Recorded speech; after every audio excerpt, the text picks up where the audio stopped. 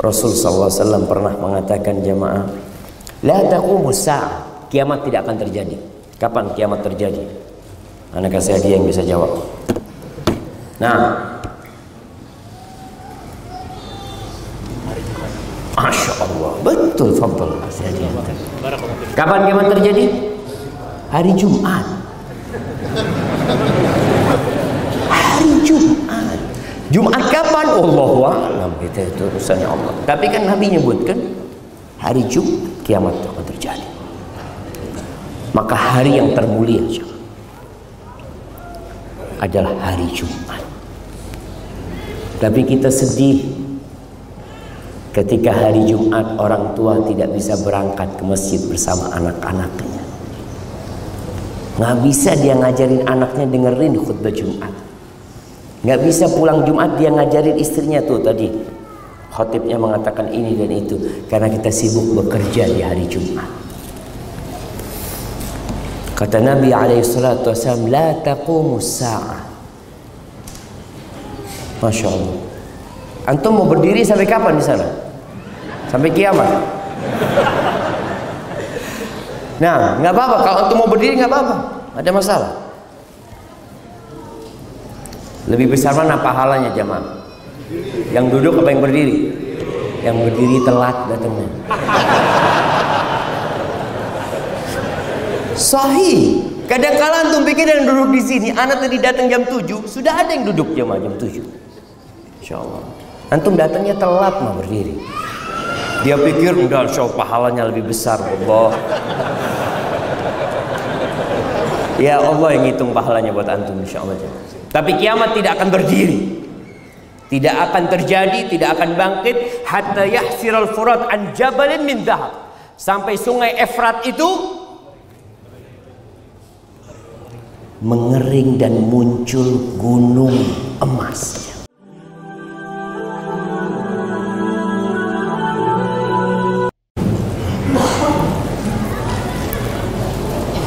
Assalamualaikum warahmatullahi wabarakatuh.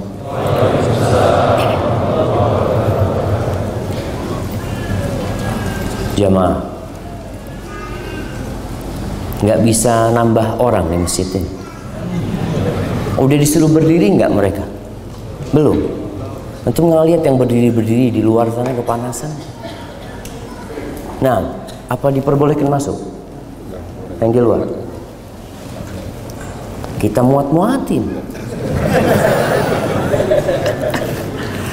Iya, anak ngajak jamaah semua untuk berdiri lah sebelum kita mulai kajian.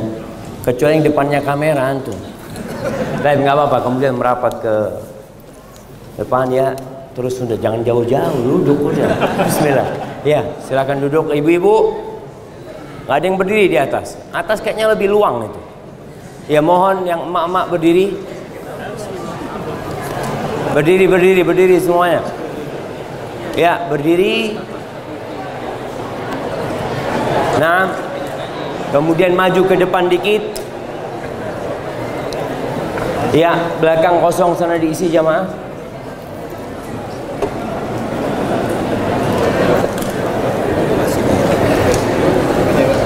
Masya Allah. Kabur kemana? Pada maju. Baik, yang ada tempat kosong angkat tangan supaya temennya bisa duduk di sana. Nah, tuh. Sebelah sana. Iya, yang mak-mak udah duduk, nggak usah foto-foto, mak-mak sibuk. Nah, yang udah maju udah duduk. Silahkan duduk yang di atas. Nah, kalau udah full panitia tutup pintunya. Ada yang masih kosong? Ya, sebelah situ kosong, sebelah kiri ujung kosong jemaah. Kasih jalan ke sana. Harus muter yang luar kayak. Bukan. Masya Allah. Ya, yang masuk ke dalam kayaknya perlu muterin masjid. Tawaf jemaah. Astagfirullahaladzim. Baik, ada buat 2 orang. Tuh ada 2 orang. Maju-maju bagi-bagi kita jemaah. Semoga semua yang sudah meluangkan tempatnya untuk saudaranya masuk surga.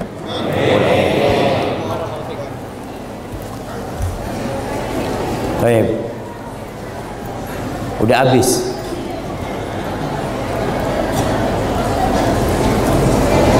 Baik, tinggal 2 orang lagi. Kayaknya harus ada yang tutup pintu sudah jemaah. Udah habis di dalam ini. Ada 2 orang lagi nih. Baik, bismillah. Yang sudah di sana silahkan duduk. Alhamdulillah. Alladzi hadana li hadza wa ma kunna linahtadiya laula an hadana Allah. Segala puji bagi Allah Jalla Jalaluh yang telah memberikan hidayahnya kepada kita. Yang kalau bukan hidayah Allah, tidak ada satupun manusia yang datang ke masjid ini. Tidak ada satupun manusia yang suci dan bersih kemudian jadi orang baik. Allah Azza wa Jalla mengatakan, walaula fadlullahi alaikum wa rahmatuhu ma zaka minkum min ahadin abada. Selama-lamanya nggak akan ada yang jadi orang baik. Walakinna Allah yuzakki man yasha. Tapi Allah lah yang menyucikan siapa yang Dia kehendaki. Dan Allah lebih tahu siapa yang pantas dapat hidayah. Allahumma lakal hamdu kulluh wa laka syukru kulluh wa ilaika yurja'ul amru kulluh. Allahumma salli wa sallim wa zid wa barik wa an'im ala sayyidina wa maulana Muhammadin wa ala alihi wa ashabihi wa man tabi'ahum bi ihsanin ila yaumiddin. Ya Allah, semoga salawatmu, salam berkah dan nikmatmu senantiasa Engkau curahkan untuk hamba kekasihmu, untuk baginda Nabi kita Muhammad alaihi salatu wassalam. Kita tidak akan pernah mendengar cerita yang lebih indah dari cerita Rasulullah sallallahu alaihi wasallam. Kita tidak akan pernah mendapatkan berita tentang kebaikan seseorang yang lebih baik dari Rasulullah sallallahu alaihi wasallam. Dan kita semua mengaku pengikut Rasulullah sallallahu alaihi wasallam. Kalau sekarang istilahnya itu follower. Kira-kira antum siap nggak jadi follower Rasul SAW?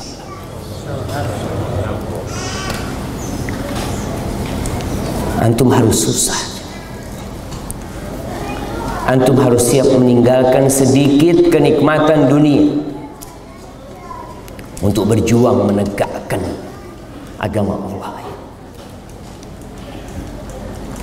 Dan banyak orang yang pandai berbicara, tapi tatkala dihadapkan kepada jalan-jalan menuju Allah, berat buat dia.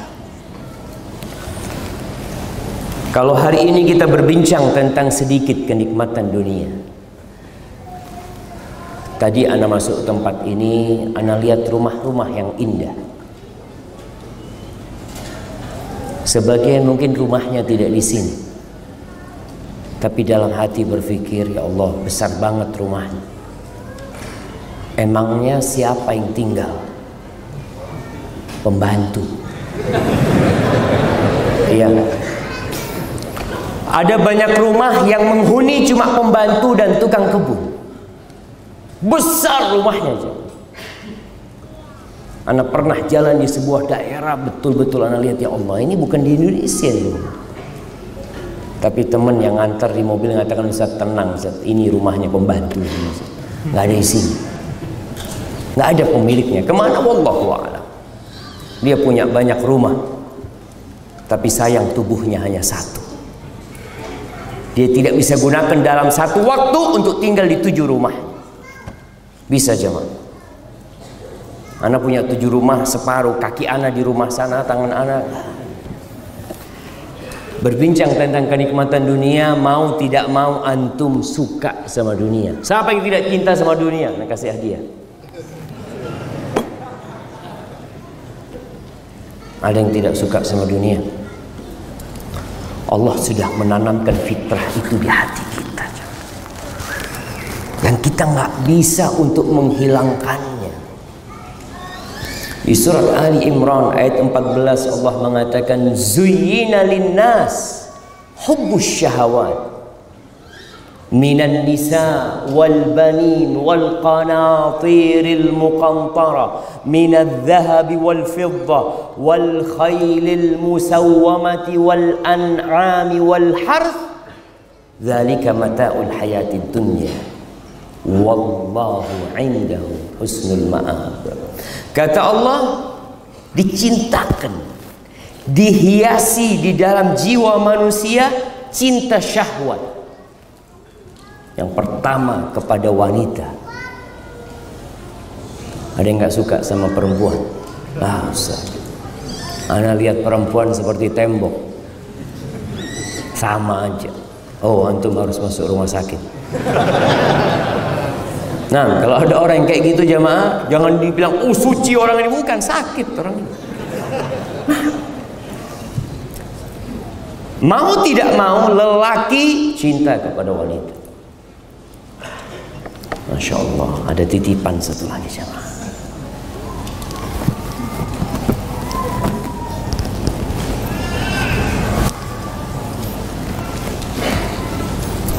Sudah dicintakan. Wal banin, cinta kepada anak. Bahkan kalau antum jadi orang kaya, punya rumah besar, tapi nggak ada anaknya, ada yang kurang dalam kehidupan ini. Apa yang kurang? Jantung antum belum lengkap. Kata Allah, al-mal wal banun zinatul hayatid dunya. Allahu Akbar jamaah.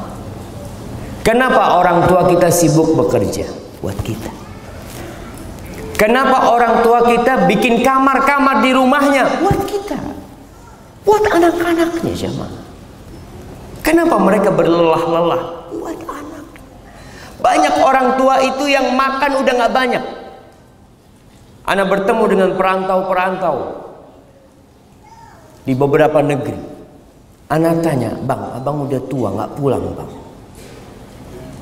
Ustaz, kalau ana sih udah nggak banyak makannya Ustaz. Tapi anak-anak belum selesai kuliah. Nih yang pada kuliah, ingat sama orang tuanya. Antum jangan berkhianat sama orang tua.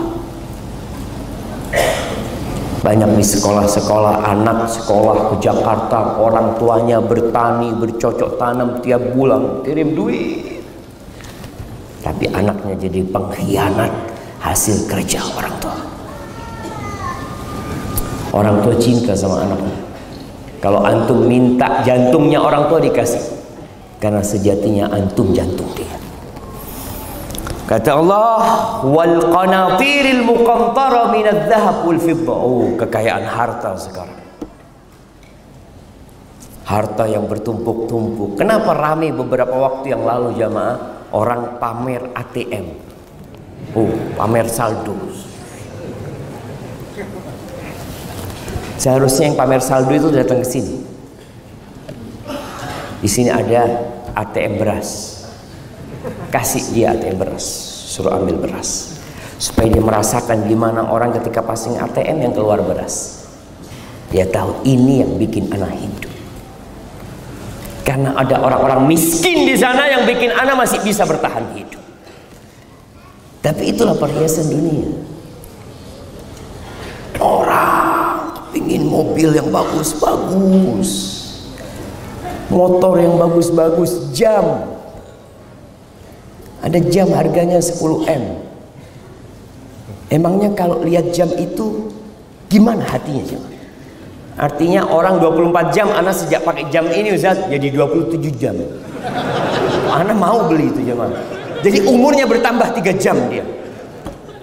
dibohong-bohongin. Tapi itu kecintaan manusia, hubbus syahwat, yang sudah dicintakan kepada manusia. Manusia itu ingin memiliki sesuatu yang tidak dimiliki orang lain. Itu manusia. Dia punya mobil, antum kepingin mobil yang bisa, kalau tidak kelasnya beda sama dia, yang lebih tinggi dikit. Makanya antum lihat kenapa orang jualan handphone itu laku terus. Sudah berapa juta handphone dia bikin, jual lagi ada yang beli lagi, jual lagi ada yang beli lagi. Karena di sini hubbus syahwat yang sudah ditanamkan. Emas, perak, wal khairil musawwamah, kuda-kuda. Dulu kendaraannya kuda. Walaupun sekarang orang punya kuda juga. Mereka bangga. Antum datang ke tempat ini naik apa? Ada yang motor, anak naik motor, Ustaz. Oh, Masya Allah. Tapi motor harganya 750 juta. Saya naik motor ini naik mobil 90 juta. Ada motornya 750 juta. Itu manusia cuma. Dia cinta dengan yang seperti itu. Sepeda. Ada sepeda berapa paling murah? 150 juta. 150 juta. Ada? Ada jemaah. Anak terus terang nggak tahu kenapa. Tadi kalau kita bicara, apa memang kalau naik sepeda itu lebih sehat gitu ya daripada yang sepeda 3 juta kayak gitu. Apa betul jemaah? Wallahu a'lam. Anak nggak pernah nyoba soalnya jemaah. Wal an'am, binatang-binatang ternak, piaraan-piaraan ya, wal haras, kebun-kebun, Masya Allah. Lalu Allah katakan dzalika mata'ul hayatid dunya, itulah kenikmatan kehidupan dunia. Itulah kenikmatan kehidupan dunia. Mau cari yang lainnya apa sih? Nggak ada sudah. Itu kenikmatan kehidupan dunia.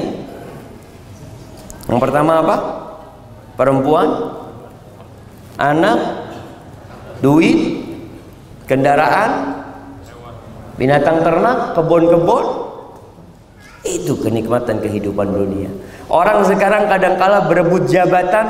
Anak mikir, buat apa sih? Capek jadi pejabat itu. Capek nggak jadi bupati? Capek. Tapi apa yang diperebutkan ya salah satu dari yang di sini. Itu kenikmatan kehidupan dunia. Wallahu indahu husnul ma'ab. Di sisi Allah itu ada tempat kembali yang paling indah. Jangan lupa sama Allah Azza wa Jalla. Rasul sallallahu alaihi wasallam nggak takut umatnya fakir, jemaah. Sekarang orang yang berkata, kenapa dia kaya aku miskin? Alhamdulillah kamu miskin. Kalau kamu kaya mungkin nggak datang kajian. Oh iya juga ya. Alhamdulillah. Kata Nabi SAW, wallahi, beliau bersumpah, wallahi mal faqra akhsha alaikum, demi Allah aku tidak takut kalian ditimpa kefakiran. Aku nggak takut. Wa innama akhsha an tubsata alaikumud dunya kama busitat 'alal ladzina min qablikum. Yang aku takutkan ketika dunia ini dibentangkan buat kalian. Jemaah, antum merasakan apa yang tidak dirasakan Fir'aun. Antum merasakan apa yang tidak dirasakan Fir'aun. Apa yang tidak dirasakan Fir'aun? Buah musim dingin di musim panas. Kulkas, ada kulkas zamannya Fir'aun. Wah, Fir'aun ya mau musim panas minum air dingin, nggak ada. Antum sekarang dalam kondisi nggak punya pun bisa menikmatin dunia ini. AC, kipas angin. Zaman dulu mana ada pesawat. Fir'aun kalau mau berangkat jalan-jalan jauh capek dia zaman. Walaupun dia raja. Sekarang antum, Allahu Akbar, mau berangkat kemana? Ke Mekah. 9 jam ada di Mekah. Rasul sallallahu alaihi wasallam berapa hari dari Mekah ke Madinah, dari Madinah ke Mekah sallallahu alaihi wasallam. Nabi mengatakan, demi Allah aku tidak takut kalian ditimpa kefakiran. Yang aku takutkan ketika dunia dibentangkan untuk kalian. Apa yang akan terjadi? Fatanafasuha kama tanafasuha. Kalian akan berlomba-lomba, bersaing untuk mendapatkannya. Sebagaimana orang-orang sebelum kalian bersaing untuk mendapatkannya. Kemudian hasilnya apa? Semuanya binasa. Gak ada yang berhasil. Karena memang bumi ini bukan tempat bersenang-senang. Rasul SAW pernah mengatakan, jamaah, la taqumus sa'ah, kiamat tidak akan terjadi. Kapan kiamat terjadi? Anak kasih hadiah yang bisa jawab. Nah, Masya Allah, betul, fadl. Kapan kiamat terjadi? Hari Jumat. Hari Jumat. Jumat kapan? Allahu a'lam, itu urusannya Allah. Tapi kan Nabi nyebutkan hari Jumat kiamat akan terjadi. Maka hari yang termulia adalah hari Jumat. Tapi kita sedih ketika hari Jumat orang tua tidak bisa berangkat ke masjid bersama anak-anaknya. Nggak bisa dia ngajarin anaknya dengerin khutbah Jumat. Nggak bisa pulang Jumat dia ngajarin istrinya tuh tadi. Khotibnya mengatakan ini dan itu. Karena kita sibuk bekerja di hari Jumat. Kata Nabi SAW, la taqumus sa'ah. Masya Allah. Antum mau berdiri sampai kapan di sana? Sampai kiamat? Nah, nggak apa-apa. Kalau antum mau berdiri nggak apa-apa. Ada masalah. Lebih besar mana pahalanya jamaah? Yang duduk apa yang berdiri? Yang berdiri telat datangnya. Sahih. Kadang-kala antum pikir yang duduk di sini, anak tadi datang jam 7, sudah ada yang duduk jamaah jam 7. Insyaallah. Antum datangnya telat mah berdiri. Dia pikir udah insya Allah pahalanya lebih besar. Allah. Ya Allah yang hitung pahalanya buat antum insya Allah. Tapi kiamat tidak akan berdiri. Tidak akan terjadi, tidak akan bangkit hatta yahsiral furat an jabalin min dhahab. Sampai sungai Efrat itu mengering dan muncul gunung emas. Sekarang gunung emas yang masih diperebutkan di mana? Di Freeport. Nanti di sana akan muncul. Terus apa yang akan terjadi dengan manusia? Ada gunung emas. Kata Nabi SAW, yaktatilun nas alaih. Orang-orang akan bunuh-bunuhan untuk mendapatkan gunung emas itu. Fayuqtalu min kulli mi'atin tis'atun wa tis'un. Dari 100 orang yang terbunuh berapa?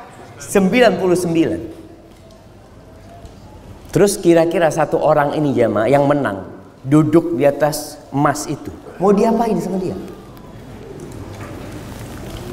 Antum mau makan? Antum mau buat kasur? Nggak enak mas bikin kasur. Pernah lihat antum orang tidur di atas emas? Nggak ada tidur di atas kasur. Tapi kalau kasurnya dari emas nggak akan orang mau tidur. Tapi karena ambisi bunuh-bunuhan dari setiap 199 yang terbunuh. Wa yaqulu kullu rajulin minhum, setiap orang mengatakan la'alli akunu ana alladhi anju, mungkin aku yang menang. Itu perebutan manusia jamaah. Anak akan bertanya, kalau ada satu yang menang kemudian menduduki emas tersebut, sampai kapan dia akan duduki? 100 tahun? 1000 tahun?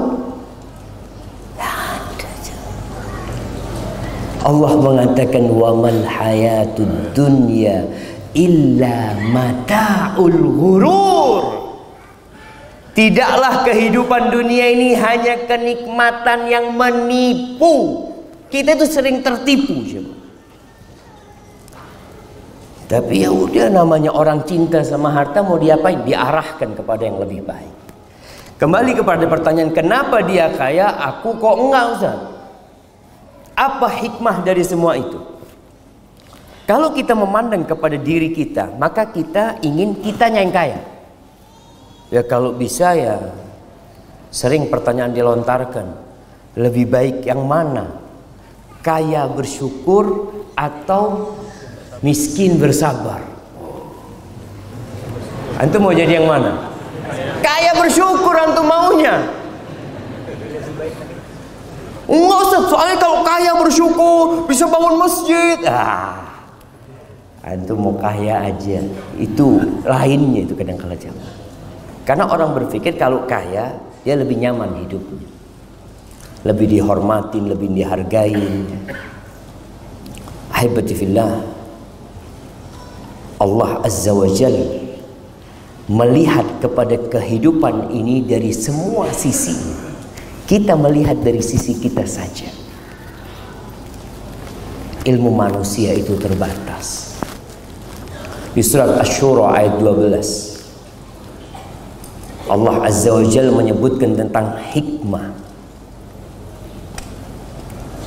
Kenapa kok ada yang kaya dan ada yang miskin?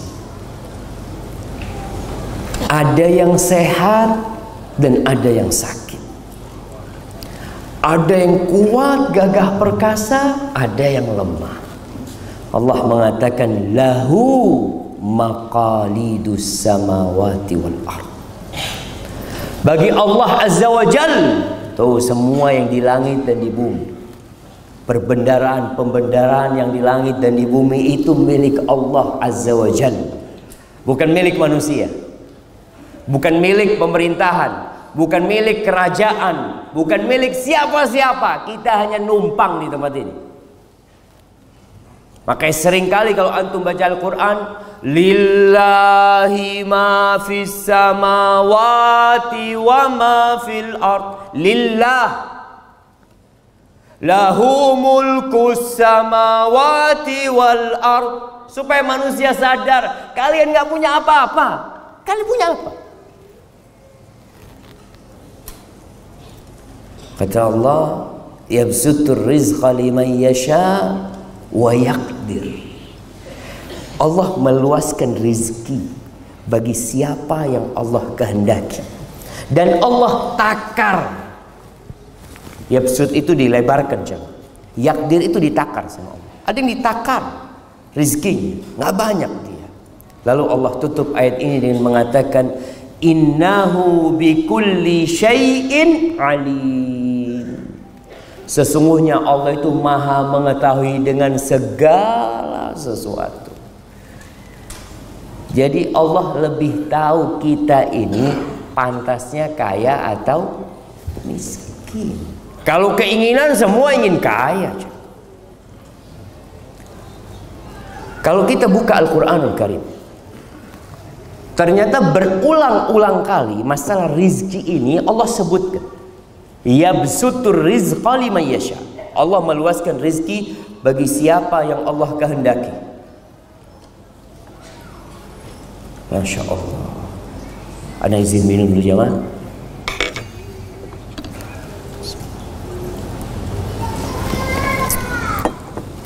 Antum seharusnya kasihkan ustadznya, ustadznya baik kan.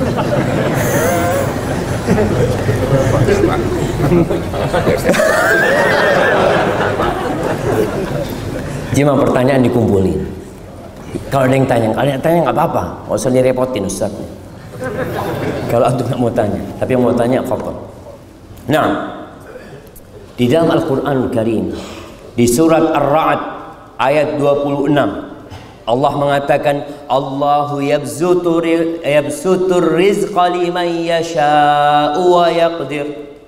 Allah meluaskan rizki bagi siapa yang Allah kehendaki, dan Allah takar buat yang lainnya. Wa farihu bil hayatid dunya. Tapi manusia itu bergembira dengan kehidupan dunia. Wa mal hayatud dunya fil akhirah illa mata'. Kehidupan dunia ini jamaah dibandingkan dengan kehidupan akhirat, aduh, hanya kenikmatan yang sedikit sekali. Sekarang yang dibanggakan sama wanita itu apa? Tas. Ya, perempuan bawa kajian bawa tas nggak ibu-ibu? taruh di depan tasnya, cecer tas. Kalau di foto itu ketahuan ya merek-mereknya apa. Bangga, baik, bangga dengan kerudungnya, dengan jilbabnya. Sekarang semua berbangga-banggaan dengan bagusnya yang dia pakai. Bangga ibu-ibu. Oh. Jadi datang kajian tuh kadang-kala mau pakai baju baru doang ya. Iyalah. Soalnya yang ini udah sering dipakai Ustaz, ini baru nih. Biasanya ditanya sama teman, Masya Allah bagus. Makanya mulai sekarang yang tanya bajunya bagus tuh jangan temennya, suaminya. Masya Allah bagus banget tentu bajunya, supaya senang tuh perempuan. Baik. Kerudungnya bidadari surga. Wala nasifuha, kata Nabi SAW, kerudungnya. Sekarang kerudung paling mahal berapa? Ada yang jualan kerudung di sini? Berapa paling mahal kerudung jemaah? Ada yang 1 miliar? Belum. Tuh kerudungnya bidadari surga, khairun minad dunya wa ma fiha. Lebih baik dari dunia dan isinya jemaah. Lebih baik dari kota Jakarta dan isinya. Lebih baik dari semua kekayaan orang terkaya di dunia. Kalau dikumpulin nggak bisa beli kerudungnya bidadari surga. Itu cuma kerudungnya jemaah. Cuma kita bangga dengan kehidupan dunia ini. Wala maudhi'u sauti ahadikum fil jannah. Kata Nabi SAW, tempat di surga itu tempatnya cemeti, pecut. Biasanya mereka kalau naik kuda, naik onta, mereka bawa pecut, ditaruh tuh pecutnya itu. Tempatnya itu di surga lebih baik dari dunia dan isinya. Kenapa? Karena semua yang kita kumpulkan akan hancur di sini.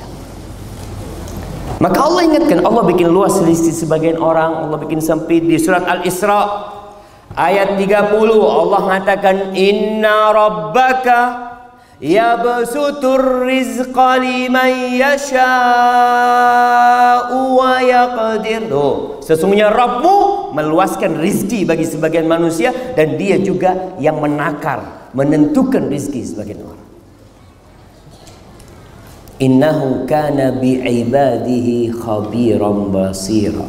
Sesungguhnya Allah itu maha mengetahui, maha melihat dengan kondisi hamba-hambanya. Maka nggak boleh orang itu protes. Ya Allah, fulan ini ke masjid nggak pernah, ngaji nggak bisa, fulus banyak tapi ya Allah, ana hafal juz amma, alhamdulillah, soft pertama di masjid, tapi cari kerjaan ditolak di sana, tolak sini ya Rabb. Allah lebih tahu mana yang pas buat antum, mana yang tepat buat antum. Di surat Al-Qasas, surat cerita,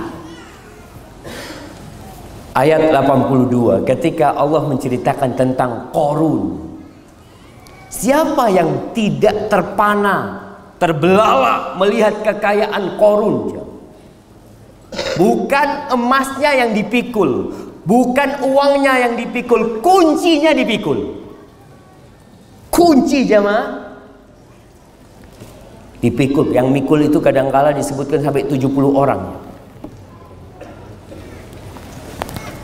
Ketika dia disuruh berbuat baik di dunia macam-macam, innama utituhu ala ilmin indi. Aku ini bisa sukses kayak gini punya ilmu.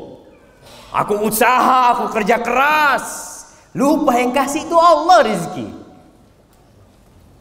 Antum melihat di dunia ini ada orang-orang yang kerjanya nggak keras ya mah, nggak keringetan kerjanya, fulusnya banyak.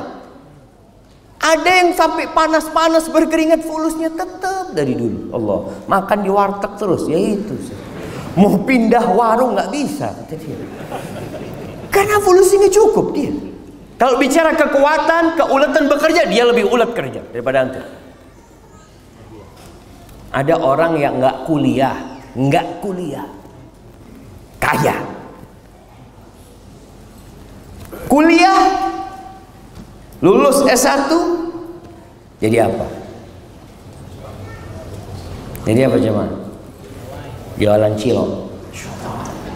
Tapi beda Ustaz, rasanya kalau S1 yang bikin Ustaz lain. Ini anak kuliahnya 4 tahun bikin cilok Ustaz. Satu kuliah 4 tahun bikin cilok. Tadi kita lihat ternyata memang bukan urusan ilmu, bukan urusan kerja keras, bukan. Allah yang kasih rezeki. Akhirnya tuh orang-orang yang melihat Qarun begitu kaya, mereka mengatakan ya laitana lana mithla ma utiya Qarun. Innahu ladzu hazzin azim. Allah, Qarun ini orang sukses. Beruntung banget orang kayak Qarun ini, kata dia. Akhirnya karena kesombongan Qarun, bumi ini terbelah, menelan dia. Rumahnya, harta bendanya semua hilang ditelan bumi. Tinggal cerita. Sampai hari ini bila ada harta yang ditemukan terpendam, apa kata orang? Harta karun. Itu. Padahal bukan harta karun. Selesai ceritanya Qarun. Apa kata orang-orang ketika mengetahui kejadian Qarun? Wa asbahal ladzina tamannau makanahu bil ams. Orang yang kemarin ingin seperti Qarun nggak jadi. Mereka mengatakan yaquluna wa ka'anna Allah yabsutu rizqa liman yasha'u min ibadihi wa yaqdir.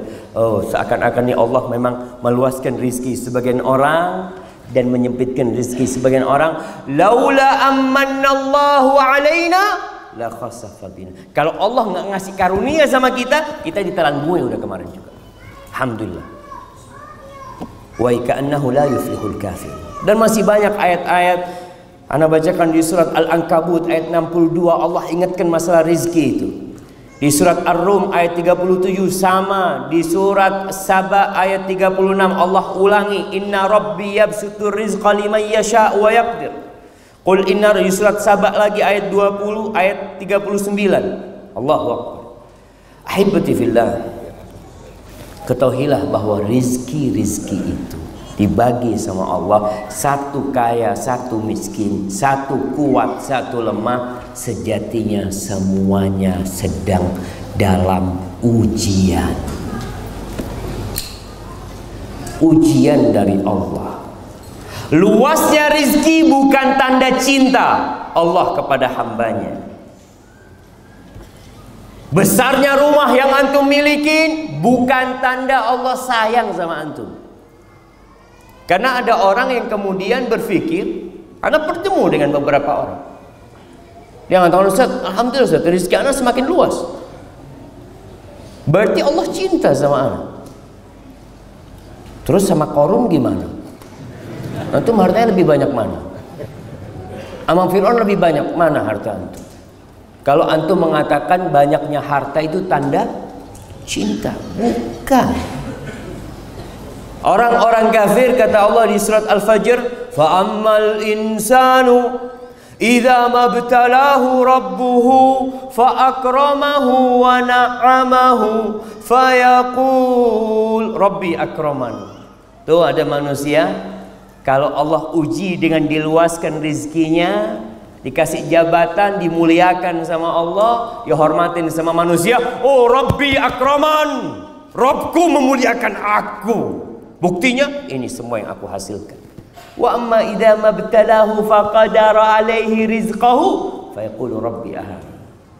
Kalau rizkinya disempitkan, dia mengatakan aku dihinakan oleh Rabbku.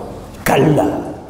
Enggak, bukan kayak gitu ukurannya, cuma bicara fulan kaya, ana miskin, bukan karena itu cinta. Ustaz, ini kan untuk menghibur diri, Ustaz. Bukan menghibur diri, memang gitu benar. Bukan tanda cinta. Di surat An-Nahl ayat 71 Allah mengatakan wallah faddala ba'dakum ala ba'din fil rizq. Dan Allah itu memuliakan sebagian orang atas sebagian lainnya dalam urusan rizki, supaya tampak mana yang bersyukur dan mana yang bersabar. Pembagian rizki di dunia ini bukan karena amalan, bukan karena keyakinan, bukan karena keimanan, bukan. Terus apa ukurannya? Ujian. Allah memberikan ujian. Tetangga antum diuji dengan kekayaan, antum diuji dengan kemiskinan. Ada lagi fulan diuji dengan penyakit, lahir cacat, kakinya satu, diuji Allah Subhanahu wa taala. Oh, ini lahir sempurna, sama antum diuji. Supaya antum kalau melihat yang cacat, antum jadi sadar, ya Allah, alhamdulillah. Dan kalau antum tidak bersyukur, kita tuh orang tua kalau nunggu kelahiran anak jamaah, kadang-kala tanya, anaknya sempurna? Alhamdulillah, lengkap semuanya. Tapi lengkapnya raga anak kita tidak ada jaminan sampai mati lengkap. Ada yang tabrakan, dua tangannya harus diamputasi. Ada yang tabrakan, dua kakinya diamputasi. Ujian semua aja. Di surat Az-Zukhruf ayat 32 Allah mengatakan, nahnu qasamna bainahum ma'isyatahum fil hayatid dunya. Kami yang membagi di antara manusia itu penghidupan mereka dalam kehidupan ini. Allah yang bagi, bukan kita. Wa rafa'na ba'dahum fawqa ba'din darajat. Dan sebagian orang derajatnya ditinggikan dari yang lainnya. Untuk apa? Liyattakhidha ba'duhum ba'dan sukhriya. Agar mereka bisa saling memberikan manfaat. Ada kegunaan. Tadi Anda sampaikan, orang kaya raya, dari mana dia bisa makan nasi? Apakah dia yang tanam nasi? Kalau dia disuruh menanam beras, kalau orang-orang miskin tidak mau menjual beras mereka, nggak ada. Ini buat kami. Apa yang akan terjadi dengan orang kaya? Apakah masih ada orang kaya? Nggak ada. Mereka akan tanam sendiri. Dan sebelum panen sudah mati mereka. Karena nunggu masa panen 3 bulan baru bisa makan. Allah jadikan itu supaya saling memberikan manfaat.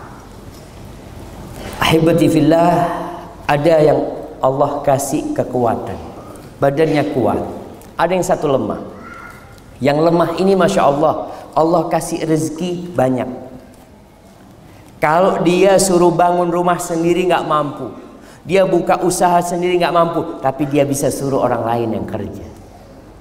Hubungannya antara kaya dan miskin ini saling memberikan manfaat. Jangan dipikir kamu kaya, oh aneh yang bantu si miskin. Enggak, antum dibantuin sama si miskin. Kita yang dibantuin sama si miskin. Kalau nggak ada pembantu di rumah kita, antum pikir kita berbuat baik sama pembantu atau pembantu berbuat baik sama kita? Saling berbuat baik. Ada tuh pembantu yang memang perlu uang, sehingga kita gaji, mau dia jamaah. Kalau semua orang nggak perlu uang, antum akan kerja sendirian semua. Kemudian kita lihat orang-orang yang kaya disuruh bayar zakat, disuruh bersedekah. Supaya apa? Supaya antum aman hidupnya. Orang miskin itu kalau dikasih sedekah, mungkinkah dia akan ganggu orang kaya? Enggak, fulan baik, fulan ini, Masya Allah. Sampai di kampung ana itu ada sebuah rumah milik orang kaya, yang jaga itu bukan satpam. Nggak ada satpam. Tahu siapa yang jaga? Orang kampung semua jaga rumah itu. Nggak perlu. Kenapa banyak orang kaya harus punya klaster khusus orang kaya? Karena dia merasa nggak nyaman kalau hidup di tengah-tengah rumah-rumah orang miskin. Nanti dicuri, nanti apa semua. Itu ada orang kaya yang jaga rumahnya orang satu kampung. Merasa orang satu kampung punya rumah itu. Kenapa? Karena orang itu bersyukur kepada Allah Azza wa Jalla. Dia suka berbagi dengan masyarakat. Sehingga masyarakat itu kalau ngelihat tuh orang kaya dapat rezeki, satu kampung berbahagia. Kenapa? Kebagian dia gitu loh. Sekarang kan enggak. Orang kaya mau dihabisin sendiri tuh duitnya. Subhanallah. Mau dibawa kemana tuh fulus? Maka disuruh bayar zakat, kasih sedekah. Sedekah itu kata Allah, khudh min amwalihim shadaqatan tutahhiruhum wa tuzakkihim biha. Ambil dari harta mereka. Nabi disuruh ngambil tuh sedekah, zakat dari harta mereka. Apa tujuannya? Menyucikan hati mereka. Supaya antum tidak berpikir mau hidup selama-lamanya di dunia. Makanya dikatakan sedekah itu burhan. Sedekah itu bukti keimanan. Bukti beriman dengan hari akhir. Antum ketika sedekah, sekali lagi, ketika sedekah jangan merasa antum berbuat baik sama orang lain. Antum sedang berbuat baik sama diri sendiri. Sedekah itu balik ke siapa sih? Ke anak-anak yang perlu sama sedekah ini. Gimana kalau antum kasih sedekah lalu orang itu tolak? Enggak. Anak enggak perlu sama sedekah, anak cukup. Datang ke sana, enggak, afwan. Ya Allah, mau dikemanakan fulusnya? Maka adanya orang-orang miskin untuk menyucikan jiwa antum, untuk menjadikan antum jadi orang baik. Jamaah rahimakumullah, bagi yang miskin, jangan suka mendongak ke atas. Orang kalau jalan melihat ke atas, ya kanan kiri, nggak tahu kalau ada lubang di depannya. Terjerumus antum nanti. Rasulullah SAW mengatakan, "Unzuru ila man huwa asfala minkum." Lihatlah kepada yang di bawah kalian. Wala tanzuru ila man huwa fawqakum. Jangan melihat ke atas. Fahuwa ajdaru an la tazdaru nikmatallah alaikum. Itu akan lebih pantas buat kalian untuk tidak meremehkan nikmat yang Allah berikan kepada kalian. Pernah ada satu syekh datang ke penjara, ketahanan nih.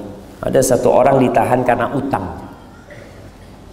Utangnya ya hampir 2 miliaran mungkin waktu itu. Dia ditahan, akhirnya pihak kepolisian datangkan guru, ustaz, syekh pada waktu itu datang. Katanya fulan mau bunuh diri. Dia mau bunuh diri. Tolong dikasih nasihat. Datanglah syekh, ngobrol sama dia. Kamu kenapa kondisinya? Iya syekh, anak terlilit hutang, kata dia. Berapa hutangmu? Anak lupa jumlahnya, kira-kira dia mengatakan waktu itu 900.000 real. Ya sekarang hampir 3M. Oh, kata syekhnya, absyir, cuma segitu hutang, terlunasi. Benar syekh, kata dia. Iya, kata dia. Iya syekh, anak kalau gitu siaplah untuk melanjutkan kehidupan. Ini kan mau dilunasi hutang. Iya, tapi nggak gratis, nanti bayar, kata dia. Oh iya, nggak apa-apa syekh. Gimana kalau matamu aku hargai 1 juta real, terus ginjalmu aku hargain 500.000 real, kemudian apa, jantungnya macam-macam. Saya, emangnya anda dagangan? Saya tawar-tawaran kayak gitu. Kau kan mau buang semuanya itu. Kau kan mau bunuh diri, dibuang semuanya itu kan. Sekarang dibeli gitu. Subhanallah. Lalu dia sadar, kalau ternyata Allah berikan di tubuh kita ini kekayaan yang tidak bisa dihargai dengan uang. Kita ini kaya tapi nggak bersyukur sama Allah. La in syakartum la azidannakum. Jangan ngelihat ke sono, lihat di tangan kita bisa bergerak. Alhamdulillah, alhamdulillah. Allah akan tambahin kalau kita bersyukur. Kita ini disyariatkan untuk berziarah, mengunjungi, membesuk orang-orang miskin. Walaupun sekarang memang sulit cari orang miskin. Di sini nih ada orang miskin. Nah, apa nama perumahannya? Kebayoran Residen. Ada orang miskin. Ada enggak? Anda tanya. Miskin hati banyak katanya. Nggak ada. Orang kaya nggak mau kumpul sama orang miskin. Memang ada kehidupan materialisme yang diciptakan. Padahal Nabi SAW menganjurkan kita untuk cinta kepada orang-orang miskin dan dekat sama mereka, dekat sama mereka. Sekarang dipisahkan. Untuk kalau masuk orang miskin itu di balik pagar cuma, balik tembok sana. Kalau mau masuk ke perumahan ini harus tinggal KTP. Enggak KTP enggak? Ana pernah nganter istri sama anak-anak. Ya ada perumahan di Jember itu perumahan yang paling bagus loh. Ana naik mobil, diberhentikan sama satpam. Mau kemana? Waduh, mau ke rumahnya fulan. Nah, KTP kata dia. Oh, ternyata khusus orang-orang kaya. Kita harus masuk. Karena takut nanti mencuri, nanti apa, ini itu. Ada ketakutan buat keamanan Ustaz. Berarti kan mereka merasakan ketidakamanan. Deketlah sama orang miskin. Nggak apa-apa punya perumahan khusus, nggak apa-apa. Tapi tiap pekan datang ke tempat kampung orang-orang miskin, bawa sumbangan kepada mereka untuk mengobatin hati kita. Dan yang miskin pun terobatin hati. Terakhir, sebelum kita masuk ke sesi tanya jawab, Rasulullah sallallahu alaihi wasallam mengatakan, "Innallaha ta'ala yahmi 'abdahul mu'min ad-dunya wa huwa yuhibbuhu." Sesungguhnya Allah menjaga hambanya. Ada hambanya Allah yang dijaga supaya nggak dapat dunia. Padahal orang ini kepingin dunia jemaah. Kepingin dia sama dunia, tapi dijagain sama Allah nggak dapat dunia. Usaha bangkrut, ikut ini bangkrut, aduh pokoknya hidupnya susah. Sebagaimana kama tahmuna maridhakumut ta'amu syarab. Sebagaimana kalian bagaimana menjagain orang yang sakit, makanannya dijagain, nggak boleh makan ini, nggak boleh minum ini. Itu Allah yang jagain. Jadi kalau antum gagal dalam kehidupan ini, udah usaha tapi nggak dapat itu rizki, husnudzon sama Allah. Mungkin memang kalau anak kaya, anak nggak bersyukur. Mungkin. Tapi bukan berarti kemudian antum malas ya. Kalau gitu anak nggak usah bekerja, kerja terus. Karena hitungan kerjaan kita ada pahala. Antum bekerja, cari rizki, pagi keluar rumahnya, dapat pahala asalkan niatnya benar. Nah, apa niat yang benar? Siapa yang mau jawab? Nah, nikmatnya ridha Allah. Yang lainnya ibadah,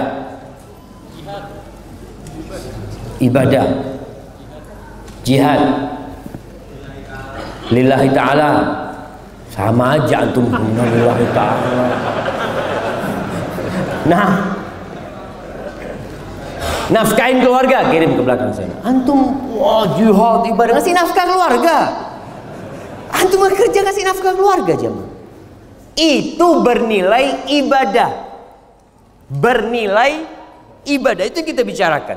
Rasul SAW mengatakan, ini pernah kejadian di masa Nabi SAW. Ada seorang pemuda gagah perkasa, kerja, dia cari duit. Para sahabat mengatakan kepada Nabi SAW, ya Rasulullah, andai kata kekuatan dia, gagahnya, fisik dia itu di jalan Allah, ya ini untuk berperang di jalan Allah, pasti akan lebih manfaat gitu. Lau kana fi sabilillah, Masya Allah, sayang banget nih, badan kayak gini, semangat kayak gini, kalau cuma cari duit. Maka Nabi SAW meluruskan pemahaman para sahabat ini. In kana kharaja yas'a ala abawaini syaikhaini kabirain. Kalau dia keluar bekerja untuk memberikan nafkah kepada dua orang tua dia yang sudah sepuh, fahuwa fi sabilillah, maka dia terhitung fi sabilillah. Wa in kana kharaja yas'a ala auladin lahu sighar. Kalau dia keluar rumah bekerja untuk kasih makan anak-anaknya yang kecil, fahuwa fi sabilillah, dia di jalan Allah. Yang ketiga, wa in kana kharaja yas'a ala nafsihi, kalau dia bekerja untuk mencukupi kehidupan dirinya, supaya nggak minta-minta, supaya dia tidak berbuat dosa mencuri, mungkin juga persiapan untuk menikah, pokoknya untuk menjaga kehormatan dirinya, fahuwa fi sabilillah, maka orang ini terhitung fi sabilillah. Wa in kana kharaja yas'a riya'an wa mufakharatan fahuwa fi sabilis syaitan. Tapi kalau dia keluar kerja, berusaha, berupaya untuk pamer hartanya, untuk berbangga-banggaan dengan manusia, ini yang di jalannya setan. Dan biasanya manusia sampai titik di jalannya setan. Dulunya kerja ngasih nafkah, sekarang orang banyak gaya hidup, bukan kebutuhan hidup. Dia untuk berbangga, kerja ngumpulin duit untuk beli handphone yang model terbaru. Untuk apa antum beli ini? Untuk apa kira-kira jamaah? Ada handphone harga 30 juta, pamer. Ya karena antum nggak punya. Nah, kasih hadiah. Nah, tapi yang gue enggak Ustaz, enggak pamer Ustaz. Perlu anak Ustaz. Perlu apa? Buat WA Ustaz. Harga 30 juta buat WA doang kata dia. Sayang kalau buat WA. Enggak. Ada sesuatu yang lainnya. Tapi memang ada enggak Ustaz? Memang anak perlu. Karena ada aplikasi ini itu yang memudahkan. Oh, tafadhol. Ada masalah. Yang penting tadi jangan sampai riyaan wa mufakharatan. Jangan sampai antum bekerja capek lelah hanya untuk riya, pamer dan berbangga-banggaan, maka antum akan berada di jalannya syaitan. Baik, barakallahu fikum. Kita masuk ke sesi tanya jawab jamaah. Nah, fadhil. Yang mana pertanyaannya?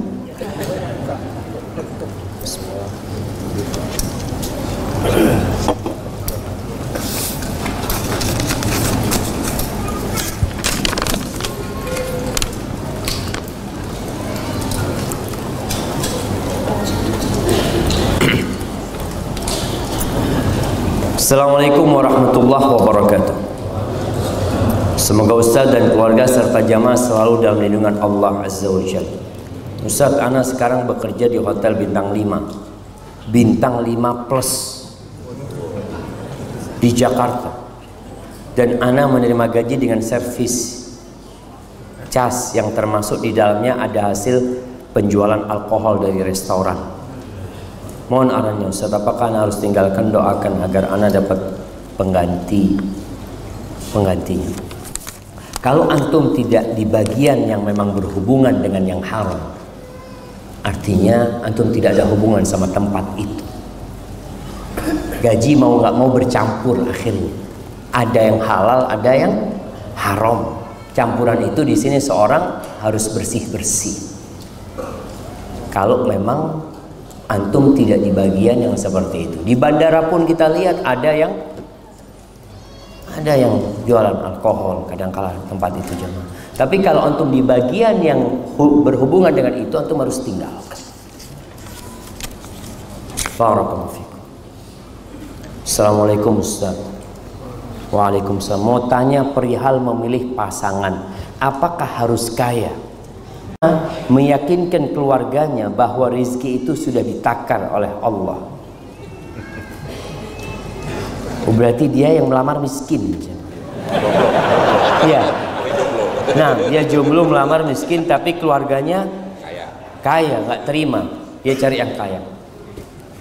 Kita udah dari awal kita sebutkan. Firman Allah Subhanahu wa taala, zuyyina linnasi hubbus syahwat. Manusia itu udah ditanamkan cinta syahwat kepada kekayaan, itu sudah ditanam. Oleh karena itu Nabi alaihissalam ketika berbincang memilih pasangan hidup, beliau mengatakan wanita dinikahin karena 4 hal. Yang pertama,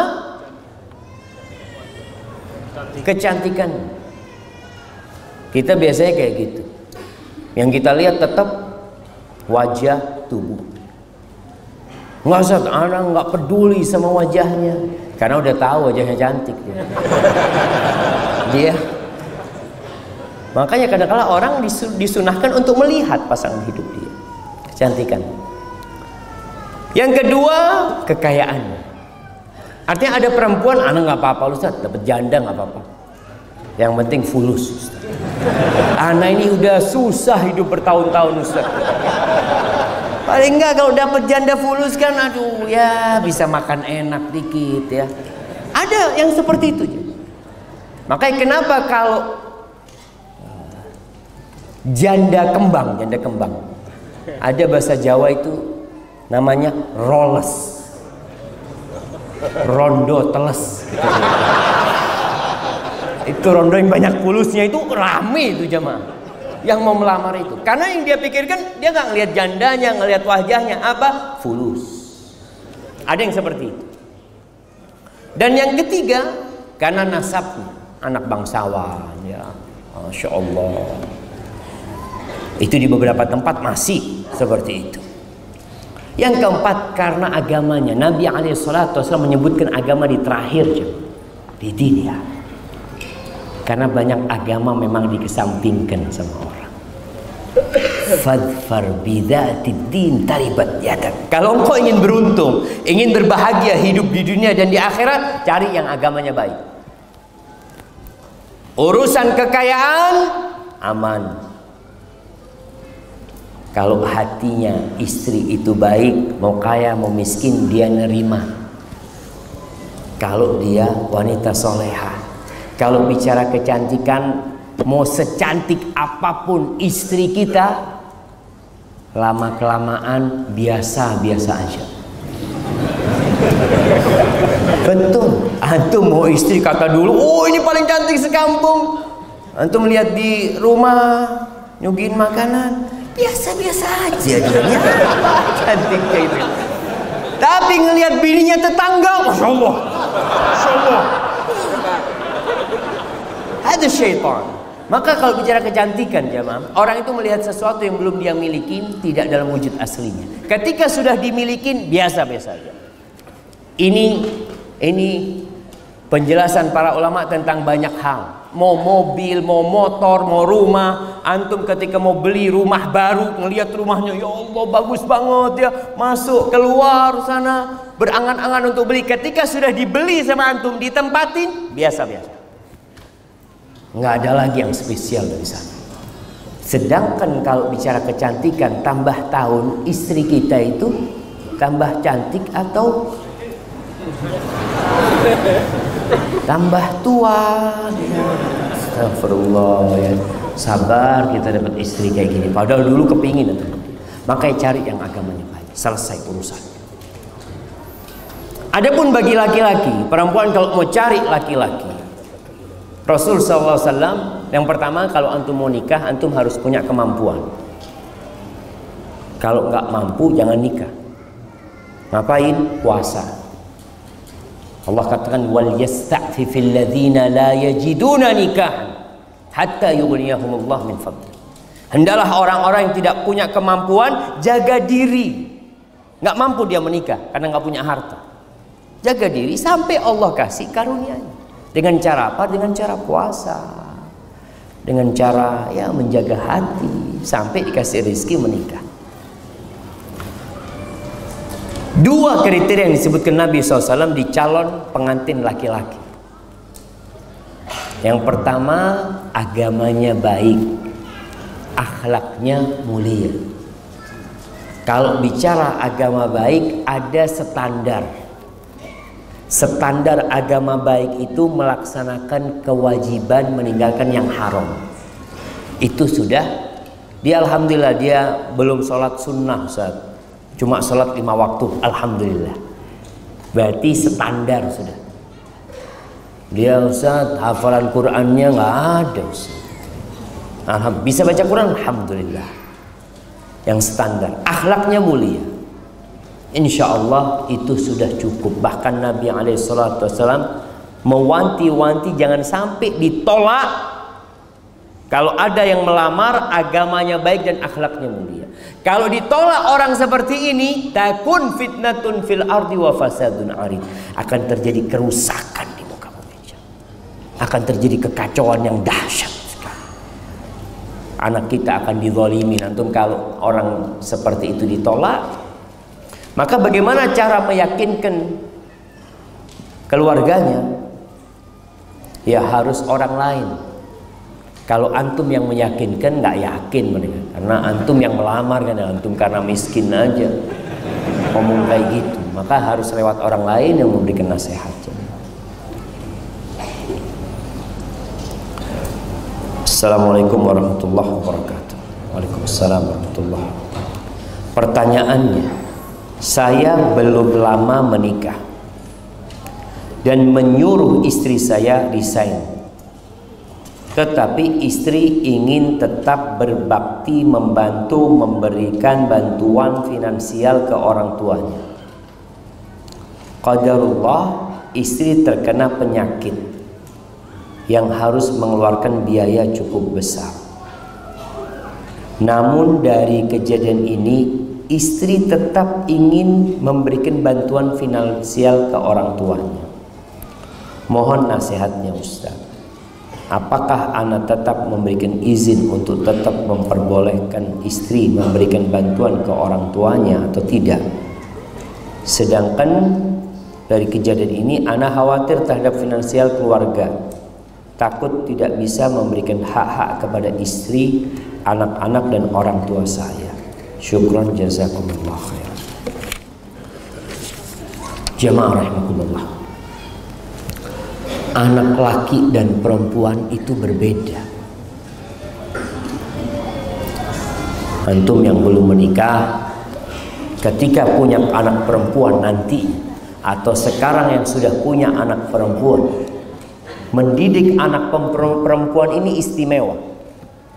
Kalau antum punya 2 anak perempuan, dididik dengan baik, disekolahkan, dirawat, kemudian dinikahkan, tuh anak jadi penyelamat antum dari api neraka.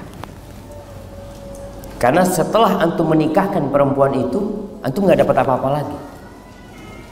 Seakan-akan hasil kerja antum membesarkan anak itu habis. Beda sama anak laki. Anak laki tetap harus memberikan nafkah kepada orang tuanya. Anak perempuannya enggak, engkau harus nurut sama suamimu, hidup sama suamimu, udah cukup, engkau bahagia, orang tua bahagia. Tapi orang tua banyak yang enggak paham itu. Banyak orang tua menyekolahkan anaknya dengan harapan anak perempuannya nanti membalas budi orang tuanya, ngasih ke orang tuanya. Seperti anak laki, enggak sama. Karena proses pernikahan itu ada peralihan tanggung jawab.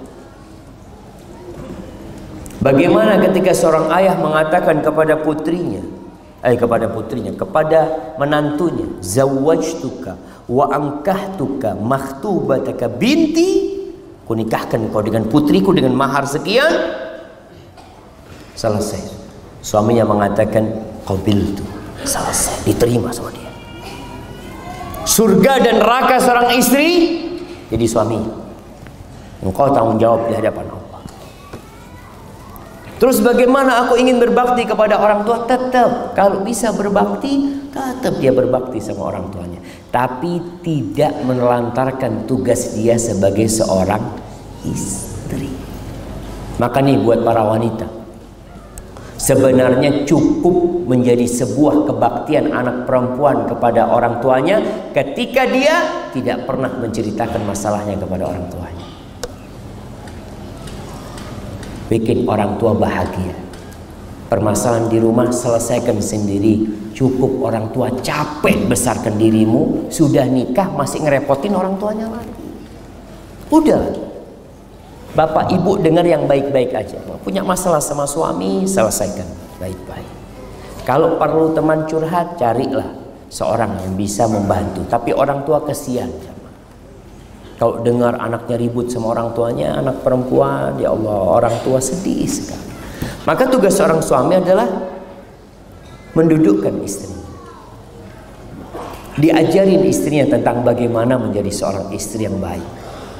Kebanyakan istri ini nggak ada kuliah peristrian, nggak ada. Dia S1, S2 nggak ada belajar bagaimana cara jadi istri.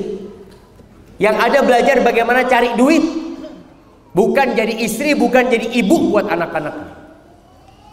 Sehingga banyak rumah tangga yang menghasilkan anak-anak yang tidak terdidik, karena memang menikahnya bukan dengan seorang yang dipersiapkan untuk menciptakan generasi masa depan. Maka jangan dianggap remeh ibu rumah tangga. Anak usul, pekerjaan ibu rumah tangga ditiadakan, diganti.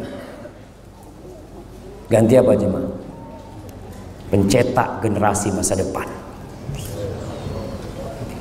Kerjanya itu nih, bukan kasih makan sama anaknya, bukan. Anak mencetak generasi masa depan. Soalnya orang memandang ibu rumah tangga, oh ibu rumah tangga ya, nggak kerja ya, nggak kerja. 24 jam mana kerja? Bilang nggak kerja. Karena mereka berpikir kerja itu yang menghasilkan uang. Wallahi jamaah, kalau antum harus gaji istri antum dengan pekerjaan dia mendidik anak antum, nggak cukup semua gaji antum untuk dia. Apa antum akan berikan kepada istri antum? Jagain anak antum dengan cinta dan kasih sayang. Berapa antum akan gaji cinta dia? Kalau babysitter, pembantu, dia cuma karena uang mendidik anak kita. Tapi istri kita dengan cinta dan kasih sayang, dia ngajarin anak kita ngomong dan bicara. Dia ngajarin anak kita jalan.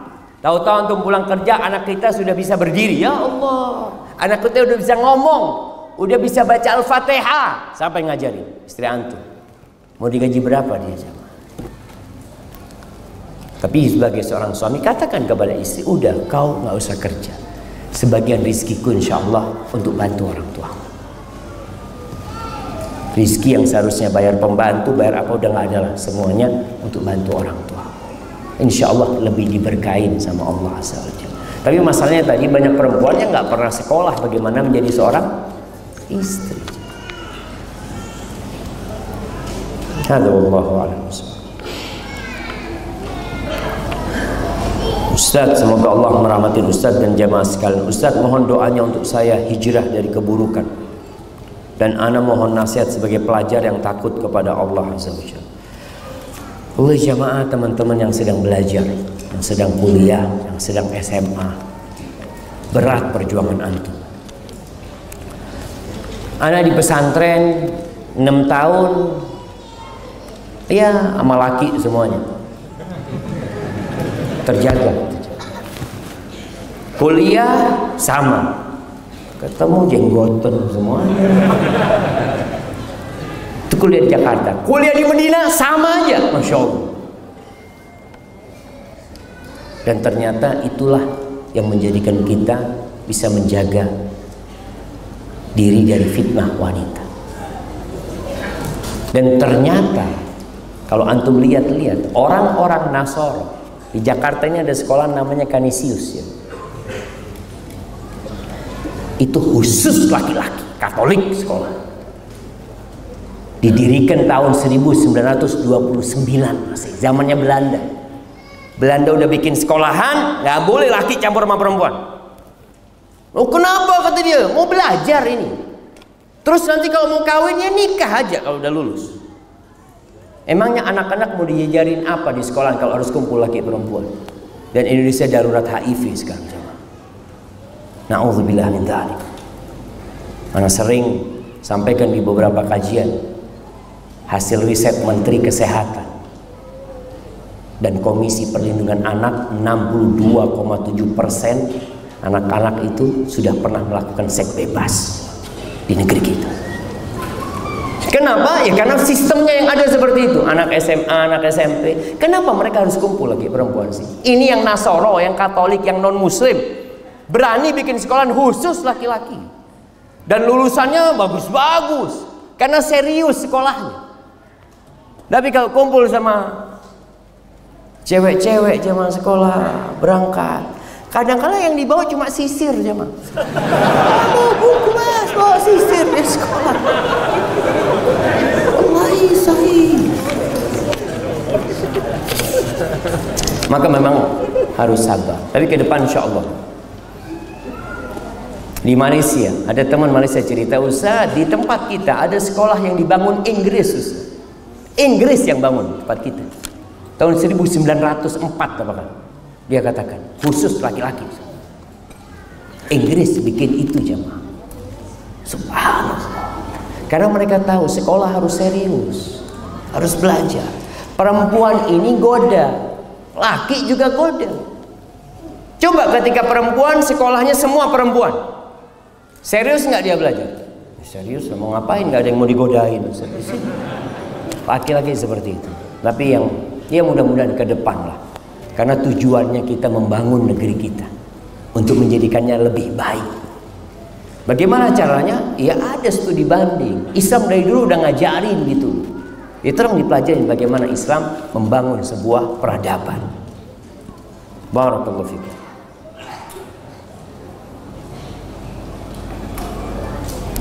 Anak saya bekerja di bank konvensional. Setiap bulan kami dikirimkan uang. Kalau dibilang kami sebagai orang tua tidak terlalu butuh uang tersebut, sebab kami masih bisa membiayai diri kami sendiri. Pertanyaan saya, apakah saya mendapatkan dosa riba jika saya menerima uang tersebut?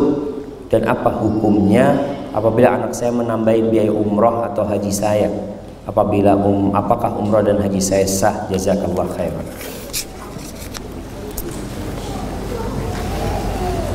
Ana pernah bertemu dengan GM-nya Hotel Hilton di Mekah. Namanya Ibrahim Al-Fatih. Dia cerita, Ana sekolah di Amerika kata dia. Pulang kerja di bank konvensional, bank apa namanya kata. Suatu hari kata dia, Ana ngundang keluarga makan bersama, keluarganya ibu.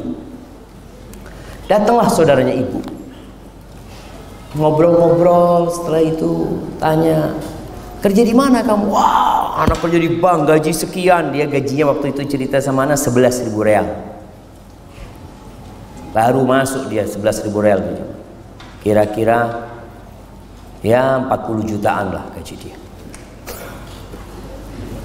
Setelah dengar itu pamannya ini pas waktu makan, dia nggak mau makan. Aduh nggak, udah kenyang kata dia. Paman ini masalah kata dia. Panggil ibunya, ibu, ini paman nggak mau makan kata dia. Datang ibunya, ini adiknya. Kenapa nggak makan? Ayo makan kata dia. Enggak ini, kenapa nggak makan kata dia? Nggak seperti biasanya. Enggak. Soalnya anakmu kerja di bank konvensional kata dia. Riba, jelaskan. Apa kata ibu? Nak, besok resign.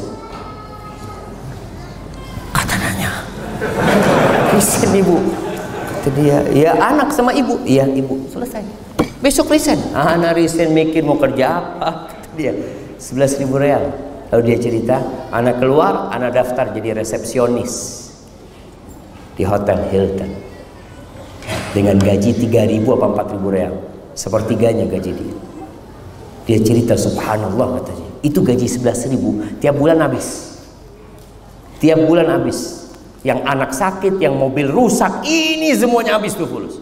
Subhanallah, anak punya gaji 3.000 4.000 real bisa nabung dan akhirnya menjadi GM-nya Hilton dia. Subhanallah. Jadi buat orang tua yang punya anak kerja di bank konvensional, suruh berhenti. Suruh berhenti. Duduk, panggil anak. Dudukkan anak. Jangan bicara hukum bank. Tumbuhkan di hati anak pengetahuan atau ingatan kenapa kita hidup di muka bumi. Ceritakan kepada dia, nak, kau 9 bulan minum dari darah ibu, nak. Engkau belum bisa kerja, engkau belum bisa usaha, engkau keluar pun rezekimu sudah ada, nak. Sampaikan kepada anak. Setelah itu minta dia untuk keluar, karena Allah mengumumkan perang kepada pelaku riba. Dan alhamdulillah di Indonesia ini perkembangan orang-orang yang mau jadi baik banyak. Umat Islam mayoritas. Dulu nggak ada bank syariah, nggak ada. Sekarang ketika banyak yang sadar, alhamdulillah tuntutan adanya bank syariah muncul. Walaupun bank itu belum 100% syariah, tapi usaha untuk menjadi syariah ada. Maka sampaikan kepada anak agar dia berhenti.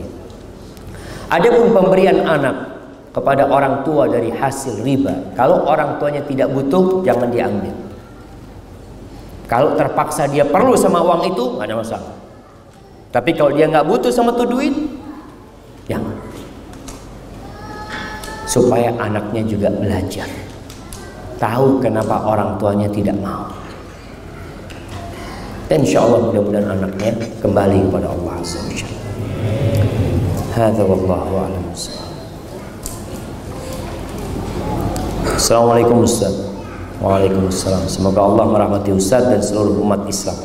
Saya ada pertanyaan titipan yang saya belum berani menjawabnya karena takut salah. Pertanyaannya, apa perbedaan antara adab dan akhlak? Nah, bagaimana cara seorang istri untuk berbakti kepada orang tuanya sedangkan ia ikut suami tinggal di luar pulau? Pertanyaan pertama, perbedaan antara adab dan akhlak. Akhlak itu sifat, akhlak itu karakter yang tertanam di dalam jiwa, yang membuat orang itu melakukan tindakan tanpa berpikir dan tanpa menunggu. Akhlak itu keberanian, itu akhlak. Dermawan, gak usah mikir. Ada orang perlu dibantu, Masya Allah. Anak pernah berjumpa dengan satu orang di Jeddah, jemaah. Anak kalau lihat nggak ada orang akhlaknya kayak dia, Masya Allah. Ketika anak nulis disertasi tentang peran lembaga dan ormas Islam dalam membendung pemurtadan di Indonesia, kadang-kadang kita perlu pulang ke Indonesia, butuh dana. Setiap anak telepon ke dia, jawaban dia satu, absyir, aman, ada kabar gembira buat engkau. Terus ya Allah ya Karim. Ini orang Masya Allah. Itu akhlak, nggak dibuat-buat. Sifat yang tertanam di dalam jiwa, yang mendorong orangnya untuk melakukan tindakan tanpa berpikir, itu akhlak. Tapi kalau adab, itu cara dalam menyikapi sesuatu. Ada adab makan, bukan akhlak makan. Adab makan, tata cara makan yang sesuai dengan. Ada adab tidur, ada adab bertamu, itu adab babnya. Tapi kalau akhlak adalah sifat. Namun sebagian ulama menjadikan adab itu akhlak yang mulia. Karena akhlak ini ada akhlak buruk, ada akhlak mulia. Jadi umum kalau akhlak itu. Kalau akhlak yang baik dimasukkan sebagian ke dalam adab. Hadza wallahu a'lam. Orang kaya gemar sodakoh. Bagaimana ibadahnya orang miskin? Sodakoh juga. Subhanallah, kalau bicara bab sodakoh ini jemaah, Islam itu melampaui batasan-batasan semua agama dalam bab sodakoh. Orang berpikir sodakoh fulus. Islam mengajarkan satu kali tasbih itu sodakoh. Menolong orang lain mengangkat barangnya sodakoh. Amar ma'ruf nahi mungkar sodakoh. Mendatangi istri menggaulinya sodakoh. Insya Allah. Ini sodakohnya orang miskin. Kata Rasulullah SAW, wa fi bud'i ahadikum sodakoh. Kalian mendatangi istri kalian dapat pahala sodakoh. Jadi Masya Allah, para sahabat sampai bingung. Ya Rasulullah, ayati ahaduna syahwatahu wa yakunu lahu fiha ajrun. Rasul, ini orang mendatangi syahwatnya, nafsunya, dapat pahala. Kata bingung para sahabat. Ara'aita law wada'ahu fi haramin akana alaihi wizr. Menurut kamu gimana kalau syahwatnya itu ditaruh di yang haram, dosa nggak dia? Ya dosa lah. Kalau ditaruh yang dihalal, maka istri nggak boleh nolak sodakohnya. Nah, hadisnya kan kayak gitu ya. Ini bab sodakoh. Jadi semua amal kebaikan. Jadi orang-orang yang miskin banyak amal soleh, berzikir, itu ada nilai sodakoh sebenarnya. Tapi gimana Ustaz? Anak kepingin umroh, Ana kepingin juga bangun masjid. Niat. Ketika engkau niat, kalau Allah berikan kepada aku seperti apa yang diberikan kepada fulan, aku akan lakukan seperti yang dilakukan fulan. Dia berbuat baik dengan hartanya. Apa kata Nabi SAW? Fahuma fil ajri sawa. Dua orang ini pahalanya sama. Tapi niatnya yang benar. Makanya kalau antum melihat ada masjid mau dibangun, ya Allah, kalau aku punya uang 1 miliar, 500 juta aku sumbang. Padahal antum duitnya cuma 10.000. Iya, tapi antum niat, berani nggak antum? Dikasih 1 miliar beneran? Ya Allah, 500 juta terlalu banyak kata dia. Itu orang yang niatnya nggak sungguhan. Maka niat. Antum melihat orang berangkat haji, ya Allah, berdoa mudah-mudahan hamba punya rezeki mau berangkat haji. Antum ngomong kayak gitu sampai mati nggak berangkat haji, dapat pahala haji. Tapi kalau antum dikasih rezeki nggak berangkat haji, berarti niat antum bohong. Maka niat yang shadiq, kata Nabi SAW, shadiqun biniyatihi, baru dapat pahala yang sama.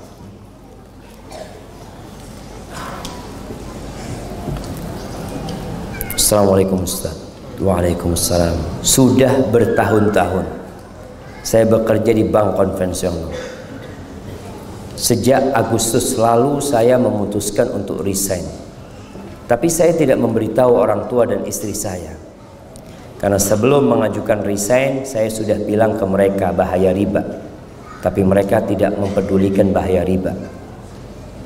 Dan kini saya setiap hari nge-grab car tanpa diketahui orang tua dan istri saya.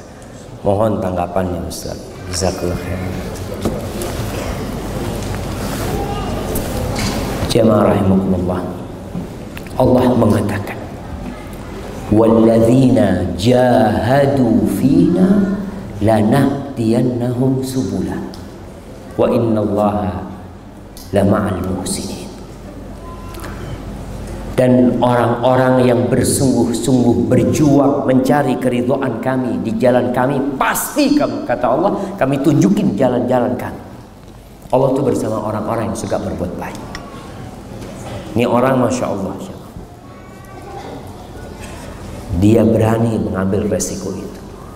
Tapi satu sisi dia tidak ingin menyakitin orang tuanya, menyakitin istrinya. Antum perlahan-lahan tetap berdakwah kepada orang tua. Tunjukkan akhlak yang mulia. Dan kalau antum hijrah, antum akan diuji dan dicoba sama Allah. Ingat kisah Ashabul Ukhdud. Bagaimana kisah Ghulam ketika dia berhasil melempar itu binatang dan kemudian menyingkir binatang tersebut sehingga orang bisa jalan. Kata pendetanya, ya Ghulam, engkau akan diuji, engkau akan diuji, dan persiapkan menghadapi ujian itu. Apa yang perlu dipersiapkan? Perbanyak baca hasbiyallah wa ni'mal wakil. Cukup Allah buat aku, Allah sebaik-baiknya penolong. Itu ucapan yang diucapkan oleh Nabi Ibrahim alaihissalam. Ketika Nabi Ibrahim dilemparkan dari alat pelontar menuju kepada api, karena kaumnya membuat api yang begitu besar sehingga mereka pun tidak bisa mendekati api tersebut. Akhirnya mereka bikin alat pelontar. Ketika dalam pelontaran itu Nabi Ibrahim, jemaah, Nabi Ibrahim ditelanjangin sama kaum. Antum lihat ujian Nabi Ibrahim begitu dahsyatnya. Ditelanjangin sama kaumnya, dilemparkan ke api.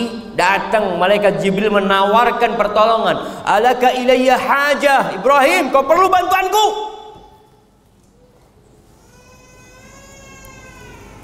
Kata Nabi Ibrahim, amma ilaika fala.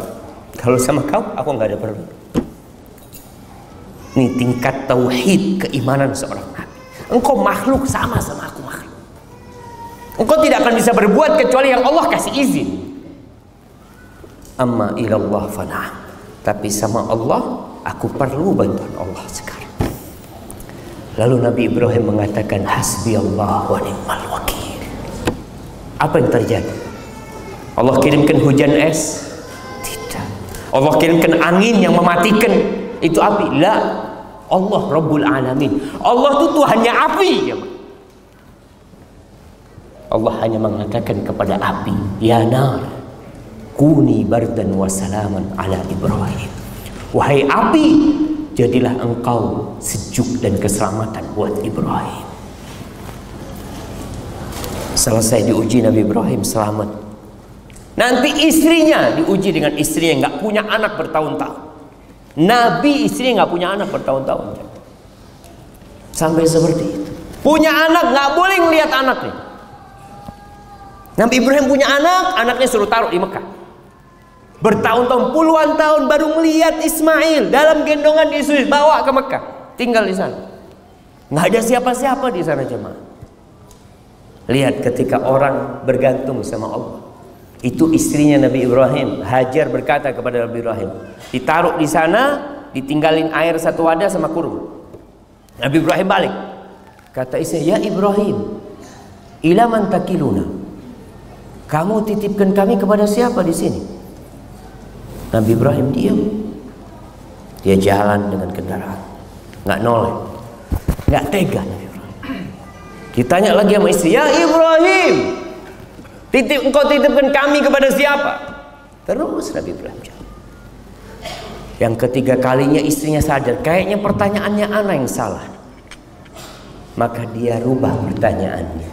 Ya Ibrahim, Allahu amaraka bihada. Apakah Allah yang memerintahkan kepadamu untuk melakukan ini? Kata Nabi Ibrahim. Kata istrinya, silahkan kau pergi. Allah tidak akan melantarkan kita di tempat ini. Silahkan kau pergi. Tapi butuh perjuangan jamaah.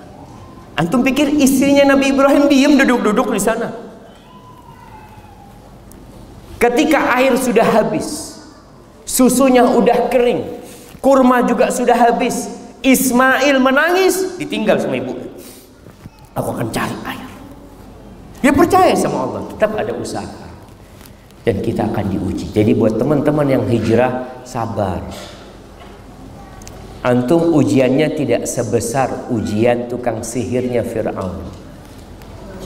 Tukang sihirnya Fir'aun itu pagi hari masih musyrik, sore hari sudah beriman dan disalib di pohon-pohon kurma. Dibantai sama Fir'aun. Ribuan jumlah mereka. Jadi kalau antum cuma kehilangan pekerjaan, kehilangan mobil, kadangkala ada yang harus kehilangan orang tuanya, kehilangan istrinya. Perjuangan para sahabat yang hijrah itu jamaah, diusir sama orang tuanya. Nabi Ibrahim itu kehilangan bapaknya. Dia cinta sama bapak, tapi kata bapaknya, ya Ibrahim, la illam tantahi la arjumanna. Ibrahim, kalau kau nggak berhenti ngasih nasihat aku akan lemparin engkau dengan batu. Wah, jurni mania. Sana kau pergi, tinggalkan aku sendiri. Subhanallah, gimana anak diusir sama orang tuanya. Tapi Nabi Ibrahim tetap berusaha baik sama orang tuanya. Maka buat teman-teman yang hijrah, hendaklah bersabar.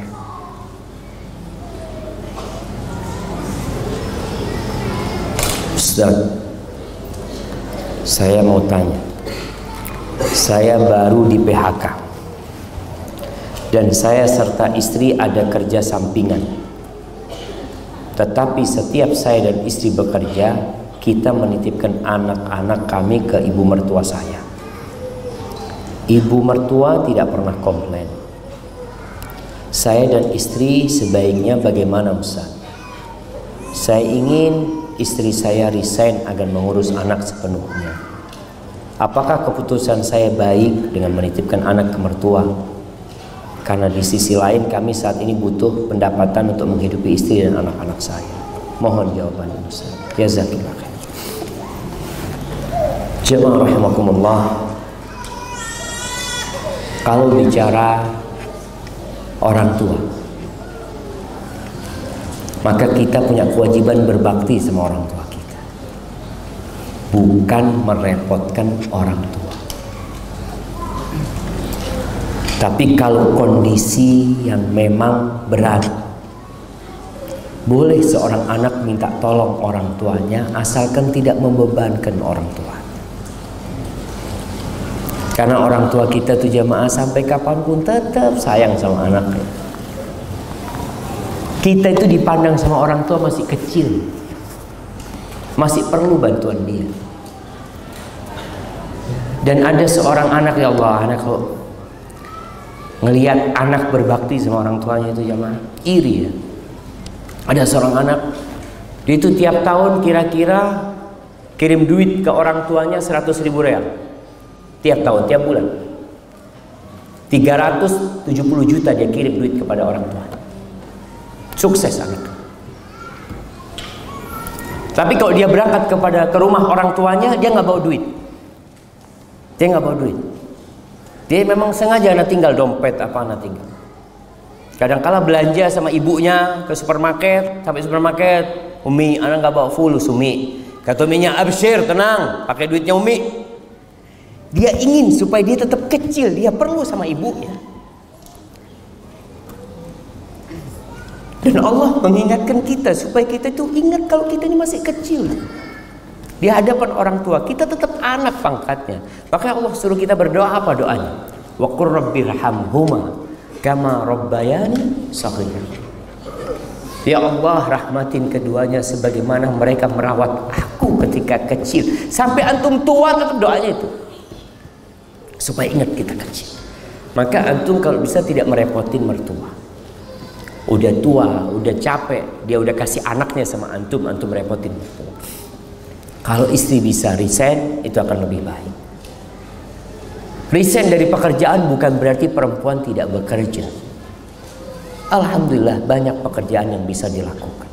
Tetap bergantung sama Allah SWT. Jangan pernah bergantung kepada pekerjaan kita. Yang kasih rizki itu bukan bos kita, bukan perusahaan kita.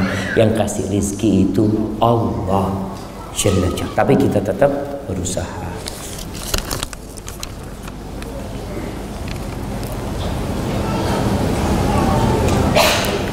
Bolehkah bersedekah lalu berdoa untuk diluaskan rizki dan untuk dilunasi semua utang? Mengapa ketika melakukan hijrah semua masalah bertubi-tubi datang? Nah, itu tanda cinta Allah. Idza ahabballahu 'abdan ibtala. Kalau Allah cinta sama hamba, Allah kasih balak tuh hamba. Kasih ujian sama Allah. Idza ahabballahu 'abdan yusib minhu, kasih musibah. Kenapa? Orang ini kalau sehat terus, lancar terus hidupnya, bisa lupa sama Allah. Allah katakan innal insana la yatgha. Kapan manusia itu benar-benar melampaui batasnya? Kapan itu terjadi? Ar-ra'ahu istaghna, ketika dia merasa cukup, nggak perlu sama Allah SWT. Dia mau makan untuk 7 keturunan cukup. Setiap dia mau beli dia ada uang. Tapi orang kalau nggak punya duit dia jadi ingat, ya Allah. Mau beli obat antum nggak punya duit, antum ingat sama siapa? Allah Azza.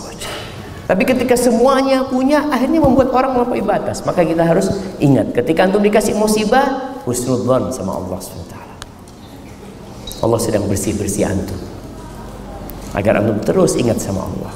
Orang kalau sakit, masya Allah, orang tuh masya Allah sehat ya, olahraga ini itu macam-macam, dengar adzan nggak ke masjid.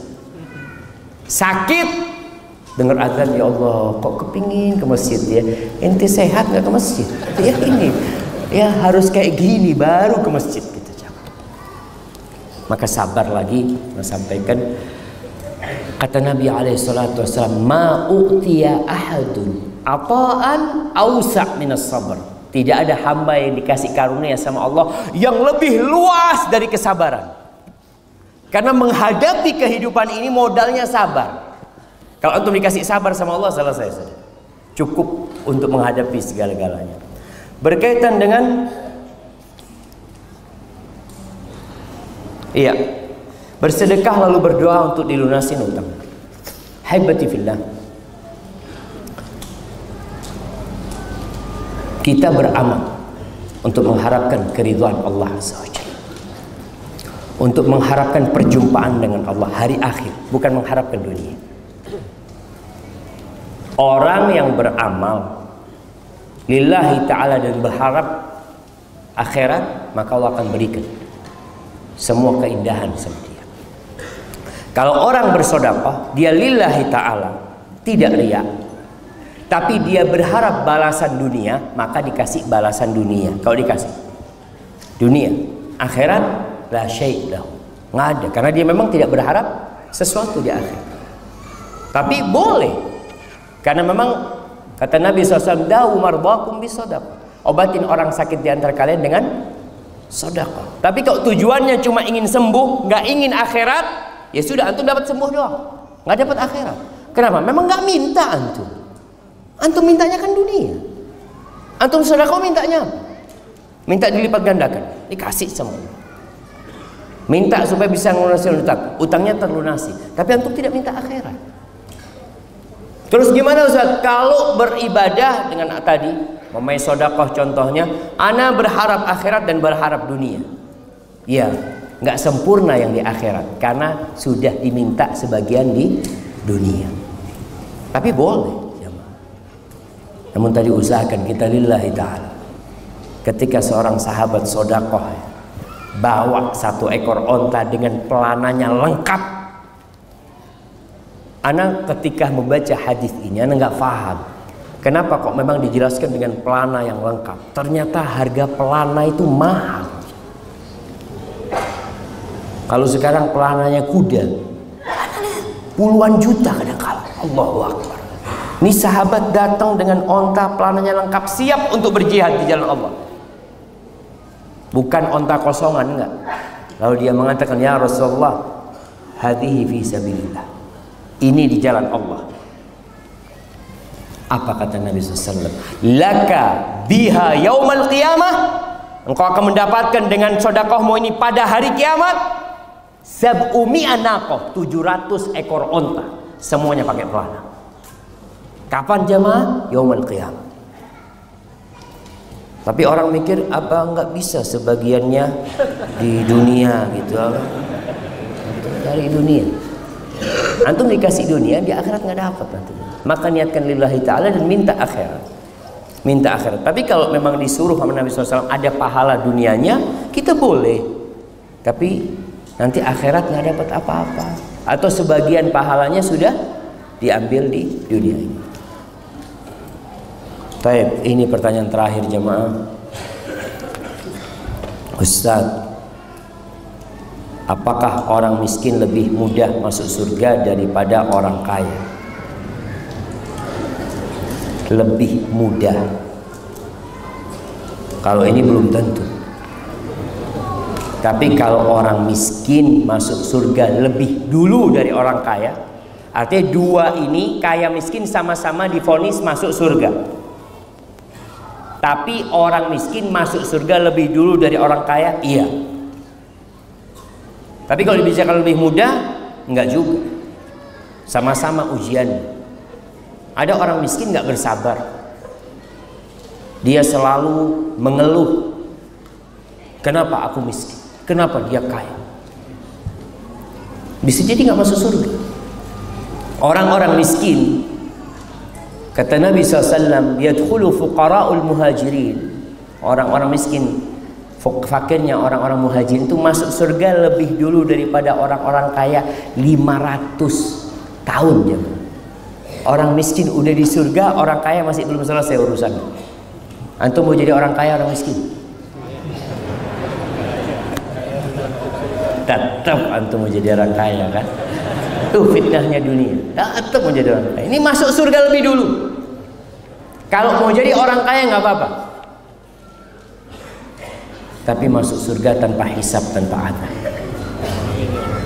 Jadi antum masuk duluan juga. Tapi kalau masih harus, Masya Allah, mati lampu.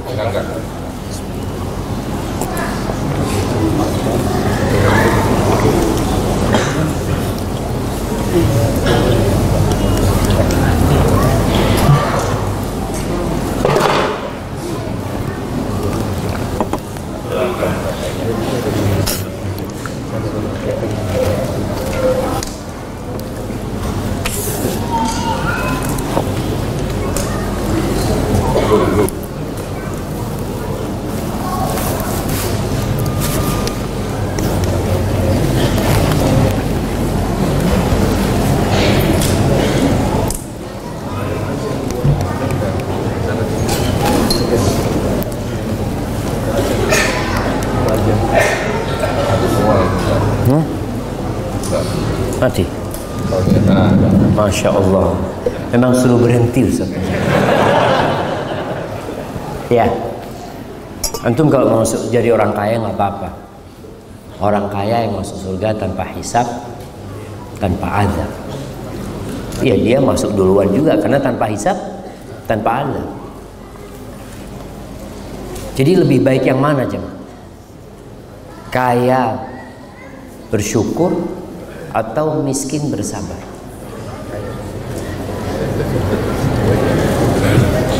Sebagian mengatakan orang miskin memang masuk surga lebih dulu. Tapi orang kaya mungkin terlambat masuk surganya. Tapi surga itu kan tingkatannya banyak. Ada mi'ah darajat, ada 100 derajat. Satu derajat ke yang kedua ini jaraknya antara bumi dan langit. Seperti itu jarak. Jadi bisa jadi orang kaya ini terlambat masuk surganya, tapi dia berada di derajat yang tinggi. Maka ya, kalau minta surga, kata Nabi SAW, mintalah surga Firdaus. Itu surga paling tinggi. Perlu perjuangan dan pengorbanan. Maka ikhlaskan niat lillahi ta'ala. Berharaplah karunia Allah. Semua yang kita miliki akan kita tinggalkan. Yang ada tinggal amal soleh kita. Apabila yang anda sampaikan benar itu dari Allah Azza wa Jalla, kalau ada yang salah dan kurang berkenan itu dari diri anda pribadi, Allah dan Rasulnya terbebaskan dari kesalahan itu. Subhanakallahumma bihamdika asyhadu an la ilaha illa anta astaghfiruka wa atubu ilaik. Assalamualaikum warahmatullahi wabarakatuh.